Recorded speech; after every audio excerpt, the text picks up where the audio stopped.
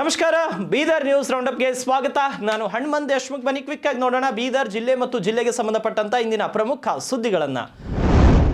ಬೀದರ್ ಜಿಲ್ಲೆಯ ಬಸವ ಕಲ್ಯಾಣ ತಾಲೂಕಿನ ಭೂಮಾಪನ ಸಹಾಯಕ ನಿರ್ದೇಶಕರ ಕಚೇರಿಯ ಸಿಬ್ಬಂದಿಗಳ ಸಮಯ ಪಾಲನೆ ಮಾಡದೆ ಭಾರೀ ನಿರ್ಲಕ್ಷ್ಯ ವಹಿಸುತ್ತಿದ್ದು ಸರಿಯಾದ ಸಮಯಕ್ಕೆ ಸರ್ಕಾರಿ ಕರ್ತವ್ಯಕ್ಕೆ ಹಾಜರಾಗದೆ ಮನ ಬಂದಂತೆ ಬರ್ತಾ ಇರುವುದು ಸಾರ್ವಜನಿಕರ ಆಕ್ರೋಶಕ್ಕೆ ಕಾರಣವಾಗಿದೆ. 10 ಗಂಟೆ 30 ನಿಮಿಷವಾದರೂ ಕೂಡ ಭೂಮಾಪನ ಸಹಾಯಕ ನಿರ್ದೇಶಕರ ಕಚೇರಿಯಲ್ಲಿ ಕುರ್ಚಿಗಳು ಖಾಲಿಯಾಗಿ ಬೀಕೋ ಎನ್ನುತ್ತಿವೆ. ಅಲ್ಲದೆ ಈ ಇಲಾಖೆಯಲ್ಲಿ ಬೆಳಗ್ಗೆ 10 ಗಂಟೆಗೆ ಹಾಜರಾಗಬೇಕಾದ ಸಿಬ್ಬಂದಿಗಳು 10:30 ಆದರೂ ಕೂಡ ಬಾರದ ಕಾರಣ ಸಮಸ್ಯೆಗಳನ್ನು ತೆಗೆದುಕೊಂಡು ಬಂದಂತ ಜನ ವಾಪಸ್ ಆಗುವ ಪರಿಸ್ಥಿತಿ ನಿರ್ಮಾಣವಾಗಿದೆ.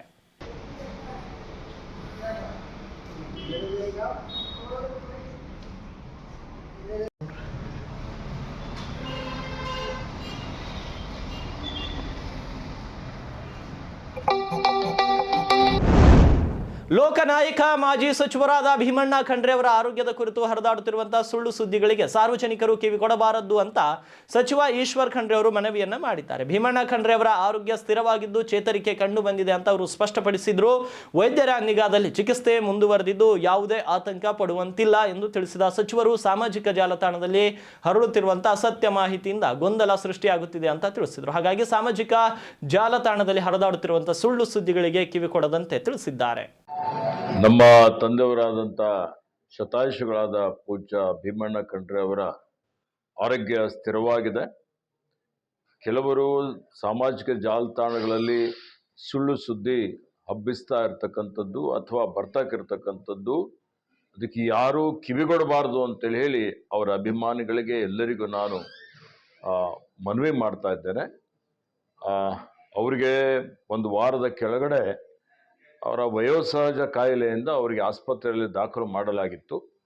ಅದಾದಮೇಲೆ ಸ್ವಲ್ಪ ಅವರ ಆರೋಗ್ಯ ಗಂಭೀರವಾಗಿತ್ತು. ನಾವು ಆಸ್ಪತ್ರೆಯಿಂದ ಮನೆಗೆ ಕರೆದುಕೊಂಡು ಬಂದು ಇಲ್ಲೇ ತಜ್ಞ ವೈದ್ಯರೆಲ್ಲರೂ ಸೇರಿ ವೈದ್ಯರ ತಂಡ ಅವರ ಆರೋಗ್ಯದ ಬಗ್ಗೆ ನಿಗಾ ವಹಿಸಿದೆ. ಅವರಿಗೆ ಉತ್ತಮ ರೀತಿಯಲ್ಲಿ ಚಿಕಿತ್ಸೆ ಕೊಡ್ತಾ ಇದೆ ಮತ್ತು ಅವರು ಚೇತರಿಸ್ಕೊಳ್ತಾ ಇದ್ದಾರೆ. ಹೀಗಾಗಿ ನಾನು ಎಲ್ರಿಗೂ ನನ್ನ ಪರವಾಗಿ ವಿನಂತಿ ಮಾಡ್ತಾ ಇದ್ದೇನೆ, ಅವರ ಆರೋಗ್ಯಕ್ಕಾಗಿ ಪ್ರಾರ್ಥನೆ ಮಾಡಬೇಕು ಅಂತೇಳಿ ವಿನಂತಿ ಮಾಡಿ ಅವರ ಅಭಿಮಾನಿಗಳು ಇವತ್ತು ಸಂಯಮದಿಂದಿರಬೇಕು ಅಂತೇಳಿ ವಿನಂತಿಸುತ್ತೇನೆ. ಬೀದರ್ ಅಂಚೆ ವಿಭಾಗದಲ್ಲಿ ಅಂಚೆ ಜೀವ ವಿಮೆ ಮಾರಾಟಕ್ಕಾಗಿ ಪ್ರತಿನಿಧಿಗಳ ನೇಮಕಾತಿಗೆ ಚಾಲನೆ ನೀಡಲಾಗಿದೆ. ಜನವರಿ 20ರಂದು ಬೆಳಗ್ಗೆ 11 ಗಂಟೆಗೆ ಅಂಚೆ ಅಧೀಕ್ಷಕರ ಕಚೇರಿಯಲ್ಲಿ ಸಂದರ್ಶನ ನಡೆಯಲಿದ್ದು ಕನಿಷ್ಠ 10ನೇ ತರಗತಿ ಪಾಸ್ ಆಗಿರುವ 18 ವರ್ಷ ಮೇಲ್ಪಟ್ಟವರು ಪಾಲ್ಗೊಳ್ಳಬಹುದು. ಉತ್ತಮವಾಗಿ ಮಾತನಾಡುವ ಕಲೆ ಹಾಗೂ ವಿಮಾ ಕ್ಷೇತ್ರದಲ್ಲಿ ಅನುಭವವಿದ್ದವರಿಗೆ ವಿಶೇಷ ಆದ್ಯತೆ ನೀಡಲಾಗುತ್ತೆ. ಆಸಕ್ತರು ತಮ್ಮ ಮೂಲ ದಾಖಲೆಗಳೊಂದಿಗೆ ನಿಗದಿತ ಸಮಯಕ್ಕೆ ಹಾಜರಾಗಬೇಕು. ಹೆಚ್ಚಿನ ಮಾಹಿತಿಗಾಗಿ ಸ್ಥಳೀಯ ಅಂಚೆ ಕಚೇರಿಯನ್ನು ಸಂಪರ್ಕಿಸಲು ಅಧೀಕ್ಷಕರು ಪ್ರಕಟಣೆಯಲ್ಲಿ ಕೋರಿದ್ದಾರೆ. ಬೀದರ್ನ ಪ್ರತಿಷ್ಠಿತ ಶಾಹೀನ್ ಶಿಕ್ಷಣ ಸಂಸ್ಥೆಯು ಮಕ್ಕಳಲ್ಲಿ ಮೊಬೈಲ್ ಚಟದಿಂದ ಉಂಟಾಗುತ್ತಿರುವ ಏಕಾಗ್ರತೆ ಕೊರತೆ ಮತ್ತು ಅಸಹನೆಯಂತಹ ಸಮಸ್ಯೆಗಳ ಬಗ್ಗೆ ಇಂದಿನಿಂದ 15 ದಿನಗಳ ಕಾಲ ಸಮೀಕ್ಷೆ ಹಮ್ಮಿಕೊಂಡಿದೆ. ಡಾಕ್ಟರ್ ಅಬ್ದುಲ್ ಖದೀರ್ ಮಾರ್ಗದರ್ಶನದಲ್ಲಿ 200 ವಿದ್ಯಾರ್ಥಿಗಳು ಮನೆ ಮನೆಗೆ ಭೇಟಿ ನೀಡಿ ಮಾಹಿತಿಯನ್ನು ಸಂಗ್ರಹಿಸಲಿದ್ದಾರೆ. ಇದರೊಂದಿಗೆ ಮಹಿಳಾ ಸುರಕ್ಷತೆ ಮತ್ತು ಸ್ವಚ್ಛತೆಯ ಬಗ್ಗೆಯೂ ಕೂಡ ಜಾಗೃತಿ ಮೂಡಿಸಲಾಗುತ್ತೆ. ವಿಶೇಷವಾಗಿ ರೀಲ್ಸ್ ಪ್ರಭಾವದಿಂದ ಮಕ್ಕಳ ಮನಸ್ಸು ಚಂಚಲಗೊಳ್ಳುತ್ತಿರುವ ಬಗ್ಗೆ ಪಾಲಕರಿಗೆ ಮಾಹಿತಿ ನೀಡಿ ವಾಸ್ತವಿಕ ದತ್ತಾಂಶದ ಆಧಾರದ ಮೇಲೆ ಮಕ್ಕಳ ಭವಿಷ್ಯ ರೂಪಿಸಲು ಈ ಶೈಕ್ಷಣಿಕ ಅಧ್ಯಯನ ನಡೆಸಲಾಗ್ತಾ ಇದೆ. ಔರಾದ್ ತಾಲೂಕಿನ ಚಿಂತಾಕಿ ಗ್ರಾಮದಲ್ಲಿ ಜಿಲ್ಲಾ ಕಾನೂನು ಸೇವೆಗಳ ಪ್ರಾಧಿಕಾರ ಹಾಗೂ ಮಹಿಳಾ ಮತ್ತು ಮಕ್ಕಳ ಅಭಿವೃದ್ಧಿ ಇಲಾಖೆಯ ಸಂಯೋಗದಲ್ಲಿ ಕಾನೂನು ಅರಿವು ಕಾರ್ಯಕ್ರಮ ಜರುಗಿತು. ಕಾರ್ಯಕ್ರಮವನ್ನು ಉದ್ಘಾಟಿಸಿದ ಹಿರಿಯ ಸಿವಿಲ್ ನ್ಯಾಯಾಧೀಶ ಪ್ರಕಾಶ್ ಅರ್ಜುನ್ ಬನಸೊಂಡೆ ಅವರು ಬಾಲ್ಯ ವಿವಾಹ ತಡೆಗಟ್ಟುವಲ್ಲಿ ಸಮಾಜದ ಪಾತ್ರ ಮುಖ್ಯವೆಂದು ತಿಳಿಸಿದರು. ನ್ಯಾಯಾಧೀಶ ಹಾಜಿ ಹುಸೇನ್ ಸಾಬ್ ಯಾದವಾಡ್ ಪ್ರಾಧಿಕಾರದ ಸವಲತ್ತುಗಳ ಬಗ್ಗೆ ಮಾಹಿತಿ ನೀಡಿದ್ರು. ವಕೀಲರಿಂದ ಬಾಲ್ಯ ವಿವಾಹ ಮತ್ತು ವರದಕ್ಷಿಣೆ ಕಾಯ್ದೆಗಳ ಬಗ್ಗೆ ಉಪನ್ಯಾಸ ನಡೆಯಿತು. ಕಾರ್ಯಕ್ರಮದಲ್ಲಿ ದೊಳ್ಳಪ್ಪ ವೆಲ್ದಾಳೆ ಸೇರಿದಂತೆ ವಿವಿಧ ಇಲಾಖೆಯ ಅಧಿಕಾರಿಗಳು, ಶಿಕ್ಷಕರು ಮತ್ತು ಶಾಲಾ ಮಕ್ಕಳು ಪಾಲ್ಗೊಂಡಿದ್ದರು. ಬೀದರ್ ಜಿಲ್ಲೆಯ ಶೈಕ್ಷಣಿಕ ವಲಯದಲ್ಲಿ ಸಾಯಿ ಸ್ಫೂರ್ತಿ ಪದವಿ ಪೂರ್ವ ಕಾಲೇಜು ತನ್ನ ಸಾಮಾಜಿಕ ಜವಾಬ್ದಾರಿಯನ್ನ ಮೆರೆದಿದೆ. ಕುಂಬರವಾಡ ಸಮೀಪದ ಈ ಕಾಲೇಜಿನಲ್ಲಿ ಭಾನುವಾರ ಹಮ್ಮಿಕೊಂಡಿದ್ದ ಸಾಯಿ ಸ್ಫೂರ್ತಿ ಪ್ರತಿಭಾನ್ವೇಷಣೆ ಪರೀಕ್ಷೆಯು ಜಿಲ್ಲೆಯಾದ್ಯಂತ 1623 SSLC ವಿದ್ಯಾರ್ಥಿಗಳನ್ನು ಸೆಳೆಯುವಲ್ಲಿ ಯಶಸ್ವಿಯಾಯಿತು. ಮುಂಬರುವ ವಾರ್ಷಿಕ ಪರೀಕ್ಷೆಗೆ ಸಿದ್ಧತೆ ನಡೆಸುತ್ತಿರುವ ವಿದ್ಯಾರ್ಥಿಗಳಿಗೆ ಈ ವಿದ್ಯಾರ್ಥಿ ವೇತನ ಪರೀಕ್ಷೆಯು ಒಂದು ಪೂರ್ವಭಾವಿ ಸಿದ್ಧತೆಯಂತೆ ಕಂಡುಬಂತು. ಕಾಲೇಜಿನ ಅಧ್ಯಕ್ಷರಾದ ಚಂದ್ರಶೇಖರ್ ಬಿರಾದರ್ ಅವರು ತಿಳಿಸಿದಂತೆ ಜಿಲ್ಲೆಯ ಪ್ರತಿಭಾವಂತ ಮಾಡುತ್ತಾ ಆದರೆ ಆರ್ಥಿಕವಾಗಿ ಹಿಂದುಳಿದ ವಿದ್ಯಾರ್ಥಿಗಳಿಗೆ ಗುಣಮಟ್ಟದ ಶಿಕ್ಷಣ ತಲುಪಿಸುವುದು ಈ ಸ್ಪರ್ಧೆಯ ಮುಖ್ಯ ಉದ್ದೇಶವಾಗಿದೆ. ವಿಜ್ಞಾನ ವಿಭಾಗದ ಪ್ರಥಮ ವಿಜೇತರಿಗೆ ಲ್ಯಾಪ್ಟಾಪ್ ಹಾಗೂ ವಾಣಿಜ್ಯ ವಿಭಾಗದ ಅಗ್ರಗಣ್ಯರಿಗೆ ಟ್ಯಾಬ್ಗಳಂತ ಆಕರ್ಷಕ ಬಹುಮಾನಗಳನ್ನು ನೀಡುವ ಮೂಲಕ ವಿದ್ಯಾರ್ಥಿಗಳಲ್ಲಿ ಸ್ಪರ್ಧಾತ್ಮಕ ಮನೋಭಾವನೆ ಹೆಚ್ಚಿಸಲಾಗಿದೆ.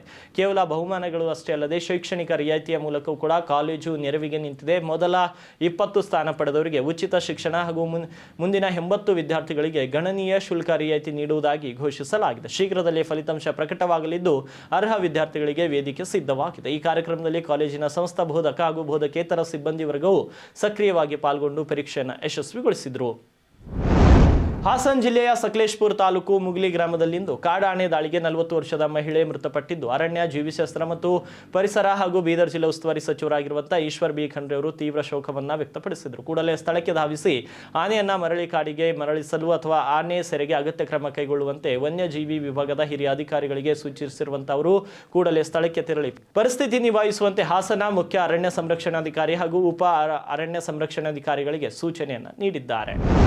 ಕ್ರೀಡೆಯಲ್ಲಿ ಸೋಲು ಗೆಲುವು ಸಹಜ, ಆದರೆ ಸ್ಪರ್ಧಾತ್ಮಕ ಮನೋಭಾವನೆಯಿಂದ ಭಾಗವಹಿಸುವುದು ಮುಖ್ಯ. ಕೇವಲ ಮನೋರಂಜನೆಗಾಗಿ ಮಾತ್ರವಲ್ಲದೆ ಬಡ ಮಕ್ಕಳ ಶಿಕ್ಷಣಕ್ಕಾಗಿ ಇಂಥ ಟೂರ್ನಮೆಂಟ್ ಆಯೋಜಿಸಿರುವುದು ಪುಣ್ಯದ ಕೆಲಸ ಅಂತ ಮಾಜಿ ಸಚಿವ ರಾಜಶೇಖರ್ ಪಾಟೀಲ್ ಅವರು ಅಭಿಪ್ರಾಯವನ್ನು ಪಟ್ಟರು. ಎಜುಕೇಟೆಡ್ ಚೈಲ್ಡ್ ಎಂಪವರ್ ಅ ಫ್ಯೂಚರ್ ಎಂಬ ಉದಾತ್ತ ಧ್ಯೇಯದೊಂದಿಗೆ ಬಡ ಮತ್ತು ಪ್ರತಿಭಾನ್ವಿತ ವಿದ್ಯಾರ್ಥಿಗಳ ಶಿಕ್ಷಣಕ್ಕಾಗಿ ನಿಧಿ ಸಂಗ್ರಹಿಸುವ ಸಲುವಾಗಿ rotary club of Bidar silver star ಜನವರಿ 8ರಿಂದ 11ರವರೆಗೆ ಆಯೋಜಿಸಲಾಗಿದ್ದ rotary cricket premier league Kalyan zone ಪಂದ್ಯಾವಳಿಯ ಸಮಾರೋಪ ಸಮಾರಂಭದಲ್ಲಿ ಮುಖ್ಯ ಅತಿಥಿಗಳಾಗಿ ಪಾಲ್ಗೊಂಡು ಮಾಜಿ ಸಚಿವರಾಗಿರುವಂತಹ ರಾಜಶೇಖರ್ ಪಾಟೀಲ್ ಅವರು ಮಾತನಾಡಿದರು. ಈ ವೇಳೆ ಪಂದ್ಯಾವಳಿಗೆ ಯಶಸ್ವಿಗೆ ಕಾರಣರಾದ ಆದೀಶ್ ವಾಲಿ ಮತ್ತು ತಂಡದ ಶ್ರಮವನ್ನ ರಾಜಶೇಖರ್ ಪಾಟೀಲ್ ಅವರು ಕೊಂಡಾಡಿದರು.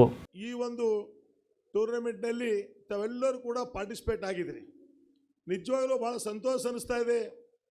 ಒಂದು ಬೀದರ್ದಲ್ಲಿ ಯಾವ ರೀತಿ ಇದು ಕಾರ್ಯಕ್ರಮ ನಿಯೋಜನೆ ಆಗಿದೆ.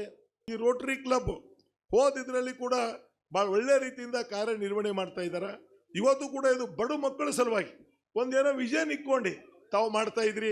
ಇವತ್ತು ಈ ಯಶಸ್ವಿ ಆಗಿದೆ. ಆ ಬಡ ಮಕ್ಕಳಿಗೆ ಸಹಾಯ ಮಾಡಬೇಕು, ಆ ಬಡ ಮಕ್ಕಳಿಗೆ ಏನಾದರೂ ಈ ರೋಟರಿ ಕ್ಲಬ್ ಕಡೆಯಿಂದ ಕೊಡಬೇಕು ಅಂತ ನೀವು ಈ ಕಾರ್ಯಕ್ರಮ ನಿಯೋಜನೆ ಮಾಡಿದಿರಿ. ಭಾಳ ಒಳ್ಳೆ ಕೆಲಸ. ವಿಶೇಷವಾಗಿ ಬೀದರ್ದಲ್ಲಿ ರೋಟರಿ ಕ್ಲಬ್ ಭಾಳ ಒಳ್ಳೆ ರೀತಿ ಕಾರ್ಯನಿರ್ವಹಣೆ ಮಾಡ್ತಾ ಇದ್ದಾರೆ. ಈಗಾಗಲೇ ಆದೀಶ್ ಅವರು ಮಾತಾಡುವಾಗ ನಾವು ನೋಡದೆ ಭಾಳ ಪಾಪ ಸುಮಾರದಿಂದ ಇದು ಏನು ಕ್ರಿಕೆಟ್ ಪಂದ್ಯಾವಳಿ ಪ್ರಾರಂಭ ಆಗಬೇಕು, ಯಾವ ರೀತಿ ಆಗ್ತದ ಏನಾಗ್ತದ, ನಾನು ರೋಟರಿ ಅಧ್ಯಕ್ಷರಾಗಿದ್ದೀನಿ. ಇನ್ನು ಇದೇ ವೇಳೆ ಕಾರ್ಯಕ್ರಮದಲ್ಲಿ ಭಾಗಿಯಾಗಿದ್ದಂಥ ಬೀದರ್ ದಕ್ಷಿಣ ಕ್ಷೇತ್ರದ ಶಾಸಕರಾಗಿರುವಂತಹ ಶೈಲೇಂದ್ರ ಬೆಲ್ದಾಳಿ ಅವರು ಮಾತನಾಡಿ, ಇಲ್ಲಿನ ಪಂದ್ಯಗಳು ಯಾವುದೇ IPL ಪಂದ್ಯಗಳಿಗೂ ಕೂಡ ಕಡಿಮೆ ಇರಲಿಲ್ಲ. 8 ತಂಡಗಳು ಯಾವುದೇ ಸ್ವಾರ್ಥವಿಲ್ಲದೆ ಅತ್ಯಂತ ಉತ್ಸವದಿಂದ ಆಡಿವೆ. ಇದೇ ವೇಳೆ ಸಂಘಟಕರಿಗೆ ಸಲಹೆ ನೀಡುತ್ತಾ ಗಡಿ ಭಾಗದಲ್ಲಿ ಮುಚ್ಚುವಂತಹ ಹಂತದಲ್ಲಿರುವ ಸರ್ಕಾರಿ ಶಾಲೆಗಳನ್ನು ದತ್ತು ಪಡೆದು ಅವುಗಳ ಅಭಿವೃದ್ಧಿಗೆ ತಾವುಗಳು ಮುಂದಾಗಬೇಕು ಅಂತ ರೋಟರಿ ಸದಸ್ಯರಿಗೆ ಶೈಲೇಂದ್ರ ಬೆಲ್ದಾಳಿ ಮನವಿಯನ್ನ ಮಾಡಿದ್ರು. ಅದು compare decision is final decision ಅಂತ ಎಲ್ಲರಿಗೆ ಗೊತ್ತದ. ಸ್ವಲ್ಪರಲ್ಲಿ ಗೆದ್ದಿತೀರ. ಅವರು ನಮ್ಮ ನಿರ್ಮಾಣ್ ನಿಂಜಸ್ ನಿರ್ಮಾಣ ವರ್ಡ್ ಯಾವುದಂದ್ರೆ ಭಗವಾನ್ ಬುದ್ಧಲಿಂದ ಬರ್ತದ. ನಿರ್ಮಾಣ ವರ್ಡ್ ಬರೋದಂದ್ರೆ ಅವು ನಿರ್ಮಾಣ ನಿಂಜಸ್ ಸ್ವಲ್ಪರಲ್ಲಿ ಸೋತರು, ಗೆದ್ದರು ನಮ್ಮ RCB. ಅದು ಬಿಟ್ಟು ಕರ್ನಾಟಕದ RCB ಒಳ್ಳೆ ಥರ ಆಡಿದಾರೆ. ಅವ್ರಿಗೆ ಅಭಿನಂದನೆ ಸಲ್ಲಿಸ್ತೀವಿ. ಜೋಶ್ ಹಂಗಿತ್ತಂದ್ರೆ ಯಾವ ಥರ IPL ನಲ್ಲಿ ಬೆಂಗಳೂರದಲ್ಲಿ ಏನು ಚಿನ್ನಸ್ವಾಮಿ ಕ್ರಿಕೆಟ್ ಸ್ಟೇಡಿಯಮ್ದಾಗ ಯಾವ ಥರ ಮ್ಯಾಚ್ ಆಗ್ತದೆ ಆ ಥರ ವ್ಯೂ, ಆ ಥರ ಮೋಷನ್ಸ್ನ ಇಲ್ಲಿ ನೋಡಿದೆ. ತುಂಬ ಸಂತೋಷ ಆಯಿತು. ಆ ಸ್ಪಿರಿಟ್, ಆ ಜೋಶ್ ನಮ್ಮ ಬೀದರ್ ಮಂದಿ ಬಲದ. ಈ ನಮ್ಮ ಆದೀಶ್ ಹೇಳಿದ್ರೆ ಎಲ್ಲರಿಗಿನ್ನ ಕಮ್ಮಿ ನಾವು ಬೀದರ್ ಮಂದಿ ಯಾರಿಗೂ ಬಿ ಕಮ್ಮಿಲ್ಲ. ಎಲ್ಲೋದ್ರೂ ಬಿ ಬೀದರ್ಗೆ ಬರಬೇಕತ್ತ ಲಾಸ್ಟಿಗೆ. ಅವನು ಲಂಡನ್ ಓದಿರಬೇಕು, ಭಾಳ ಜನ US ಓದಿರಲಿಲ್ಲ, ಎದುರು ಕೂತರೆಲ್ಲ. ಅಲ್ಟಿಮೇಟ್ಲಿ ನಾವು ಬೀದರ್ಗೆ ಬರಬೇಕತ್ತದ. ನಾವು ಬೀದರಿಗೆ ಎಂದೂ ಮರೆಯಪ್ಲೇ ಇಲ್ಲ ಅಂತ ಬೀದರ್ ನಮ್ಮ ಬೀದರ್ ಅದ. ಅದಕ್ಕೆ ನಾವು ನೀವೆಲ್ಲ ಒಳ್ಳೆ ಬೀದರ್ಗೆ ಒಳ್ಳೆ ಭವಿಷ್ಯ ಕೊಡೋಣ. ಫೈನಲ್ ಏನು ಗೆದ್ದಿರಿ, ಯಾರು ಗೆದ್ದಿರಿ ಅವ್ರಿಗೆ ಅಭಿನಂದನೆ, ಯಾರು ಸೋತಿರಿ ಮುಂದೆ ಗೆದ್ದಿರಿ, ಯಾರು 6 ಟೀಮ್ ಸೋತಿರಿ ಅವ್ರಿಗೂ ಕೂಡ ಮುಂದೆ ಫೈನಲ್ ಬರ್ರಿ. ಎಲ್ಲ 8 ಟೀಮ್ನ ಆಟಗಾರರಿಗೆ ನನ್ನ ವತಿಯಿಂದ ವೇದಿಕೆ ಮೇಲೆ ಎಲ್ಲ ರೀತಿಯಿಂದ ಅಭಿನಂದನೆ ಸಲ್ಲಿಸ್ತೀನಿ. ಅವ್ರಿಗೆಲ್ಲರಿಗೂ ಒಳ್ಳೆಯದಾಗಲಿ, ಶುಭವಾಗಲಿ. ಮುಂದಿನ ಸಲ ಇದಕ್ಕಿಂತ ಚೆನ್ನಾಗೆ ಆರ್ಗನೈಸ್ ಮಾಡಿರಿ, ಒಂದು ಸಮಥಿಂಗ್ ಡಿಫ್ರೆಂಟ್ ಮಾಡಿರಿ. ಅಂದ್ರೆ ಈ ಸಲ ನಾವು ತಾವು ಟೆನ್ನಿಸ್ ಬಾಲಿಂದ ಆಡ್ರಿ, ಮುಂದೆ ಒಂದು ಲೆದರ್ ಬಾಲಿಂದ ಆಡ್ರಿ. ಇನ್ನು ಕಾರ್ಯಕ್ರಮಕ್ಕೆ ಮುಖ್ಯ ಅತಿಥಿಗಳಾಗಿ ಆಗಮಿಸಿದಂತ ವಿಧಾನ ಪರಿಷತ್ನ ಸದಸ್ಯರಾಗಿರುವಂತಹ ಡಾಕ್ಟರ್ ಚಂದ್ರಶೇಖರ್ ಪಾಟೀಲ್ ಅವರು ಮಾತನಾಡಿ, ಕೇವಲ 10 ನಿಮಿಷ ಪಂದ್ಯ ವೀಕ್ಷಿಸಲು ಬಂದ ನಾನು ಇಲ್ಲಿನ ರೋಚಕತೆ ಹಾಗೂ ಸಂಭ್ರಮವನ್ನ ಕಂಡು 2 ಗಂಟೆಗಳ ಕಾಲ ಇಲ್ಲೇ ಕುಳಿತುಕೊಳ್ಳುವಂತಾಯಿತು. ಇಡೀ ರೋಟರಿ ತಂಡ ಕಳೆದ 2-3 ತಿಂಗಳುಗಳಿಂದ ಪಟ್ಟ ಪರಿಶ್ರಮ ಇಂದು ಅದ್ದೂರಿ ಯಶಸ್ವಿಗೆ ಕಾರಣವಾಯಿತು ಅಂತ ಮೆಚ್ಚುಗೆಯನ್ನ ವ್ಯಕ್ತಪಡಿಸಿದ್ರು. ನಾವೇನು ಈ ಕ್ರಿಕೆಟ್ ಟೂರ್ನಮೆಂಟ್ ನೋಡಿದ್ದೀವಿ, it is not less than IPL. ಯಾಕಂದ್ರೆ ಇವತ್ತು ನಾವು ಬೆಂಗಳೂರು ಸ್ಟೇಡಿಯಂದಲ್ಲಿ ಏನು ಕುಂತು ನೋಡ್ತಾ ಇರ್ತೀವಿ, ಆ ಥರ ಟಿ ವಿ ಅರೇಂಜ್ಮೆಂಟ್ ಆಗಿರ್ಬೋದು, 4 360 ಡಿಗ್ರಿ ಕ್ಯಾಮ್ರಾ ಅರೇಂಜ್ಮೆಂಟ್ ಆಗಿರ್ಬೋದು, just not less than IPL. ಮತ್ತು ನಾವು ಸುಮ್ಮನೆ ಬಂದು ಒಂದು 10 ಮಿನಿಟ್ಸ್ ವಾಚ್ ಮಾಡಿ ಆಮೇಲೆ ಬರಬೇಕಂತಿತ್ತು. ಬಟ್ ಇಲ್ಲಿ ಬಂದು ಕುಂತ ಕೂಡಲೇ ನೋಡ್ಕೊಂಡು ಕುಂತಾಗ ಹೋಗೋಕ್ಕೆ ಆಗಲಿಲ್ಲ. ಯಾಕಂದ್ರೆ ಜಸ್ಟ್ ಇಷ್ಟು ಇಂಟ್ರೆಸ್ಟಿಂಗ್ ಇವತ್ತು ಎವ್ರಿಬಡಿ ಎಲ್ಲರೂ ಕ್ಯೂರಿಯಾಸಿಟಿಯಲ್ಲಿ ಕುಂತಿದ್ದೀವಿ ನಾವು, ಏನಾಗುತ್ತೆ ಮ್ಯಾಚ್ ಅಂತ ಹೇಳಿ. ಆ ಥರ ರಿಯಲಿ ಯು ಶುಡ್ ಅಪ್ರಿಸಿಯೇಟ್. ಯಾಕಂದ್ರೆ ಇದೇನು ನೀವು ಸಿಲ್ವರ್ ಸ್ಟಾರ್ ಇವತ್ತಿದೇನು ಅರೇಂಜ್ಮೆಂಟ್ ಮಾಡಿರಿ, ನನ್ನ ತಿಳಿದಂಗೆ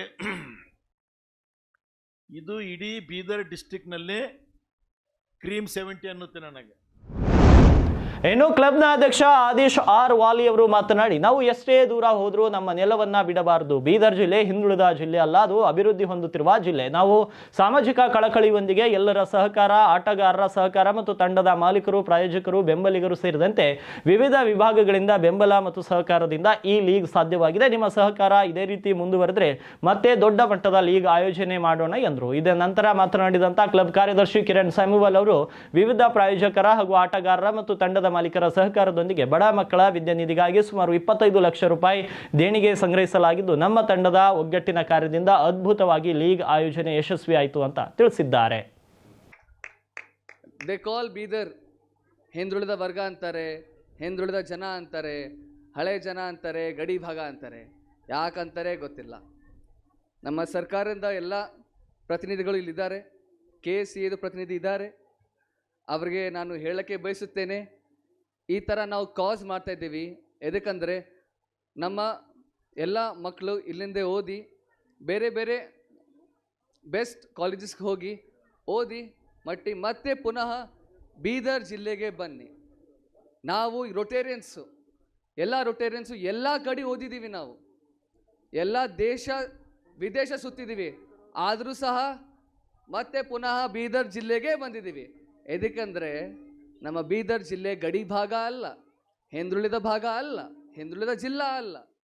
ಇದು ನಮ್ಮ ಕಿರೀಟ ಜಿಲ್ಲಾ, ಇದು ನಮ್ಮ crown district of Karnataka. We are going to take this memory for a long time now. As we started this plan, last year it was started by a charter president, Puneet sir. It was his brainchild. He took it to level 10. We tried to put it to level 11. Hope we have achieved that. I believe everything is in front of your eyes. The ground, the arrangements, the opening ceremony, the closing ceremony. So we planned for this year we planned for 10 teams. So, but unfortunately, we could only do 8 teams this year. Next year, we are planning to add more teams and more team members.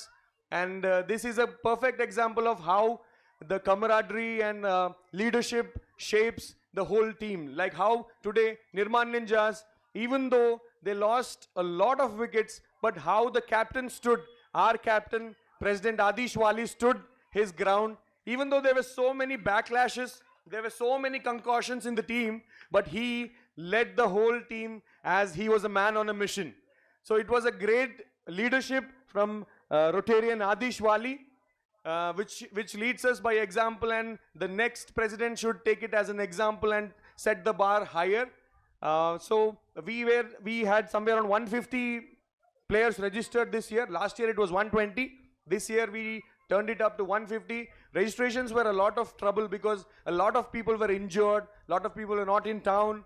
So they planned everything according to our tournament dates. And ಜನವರಿ 11ರಂದು ನಡೆದಂತಹ Rotary cricket premier league final ಪಂದ್ಯದಲ್ಲಿ ನಿರ್ಮಾಣ್ ನಿಂಜಾಸ್ ವಿರುದ್ಧ royal Challengers Bidar ತಂಡವು 5 ವಿಕೆಟ್ಗಳ ಭರ್ಜರಿ ಜಯ ಸಾಧಿಸಿ champion ಪಟ್ಟ ಅಲಂಕರಿಸಿತ್ತು. ಭಾವೇಶ್ ಪಟೇಲ್ ಅವರ ಅದ್ಭುತ ಬ್ಯಾಟಿಂಗ್ ಹಾಗೂ ಬೌಲಿಂಗ್ ಪ್ರದರ್ಶನ ಮತ್ತು ದತ್ತಾತ್ರೇಯ ಪಾಟೀಲ್ ಅವರ ಶಿಸ್ತುಬದ್ಧ ಬೌಲಿಂಗ್ ತಂಡದ ಗೆಲುವಿನಲ್ಲಿ ಪ್ರಮುಖ ಪಾತ್ರವನ್ನು ವಹಿಸಿತು.